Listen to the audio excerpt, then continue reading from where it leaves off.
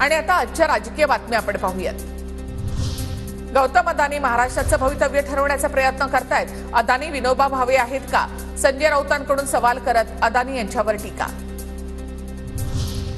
माळेगाव साखर कारखान्याचे माजी चेअरमन चंद्रराव तावरेंनी घेतली अजित पवारांची भेट। विधानसभा निवडणुकीच्या काळामध्ये शरद पवारांनी तावरेंची भेट घेतली होती।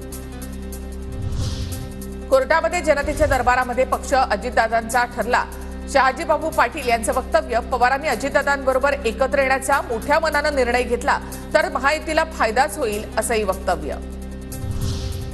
मसाजोगमधील सरपंच हत्या प्रकरणी बीडच्या केज पोलीस ठाण्यामध्ये खासदार बजरंग सोनवणे यांचे समर्थक आक्रमक।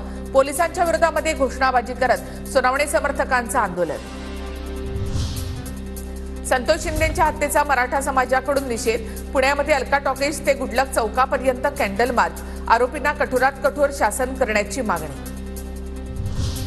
टिपू सुलतान जयंती रॅलीवर देखील बंदी घालता येणार नाही। रॅलीच्या परवानगी अर्जावर पुणे ग्रामीण पोलिसांनी निर्णय घ्यावा। टिपू सुलतान जयंती रॅलीवर मुंबई हायकोर्टाची टिप्पणी। 8 राज्यांमधील 19 ठिकाणांवर एनआयएची छापेमारी। छापेमारीच्या दरम्यानच्या डायरीमध्ये पाकिस्तानी क्रमांक, पेनड्राईव्ह आणि हार्ड डिस्क एनआयएकडून जप्त। अमरावतीच्या छायानगरमध्ये एनआयएची छापेमारी। काल ताब्यात घेऊन सोडलेल्या युवकाची आज पुन्हा एकदा चौकशी। संबंधित तरुण पाकिस्तानमधील संघटनेच्या संपर्कात असल्याचा संशय।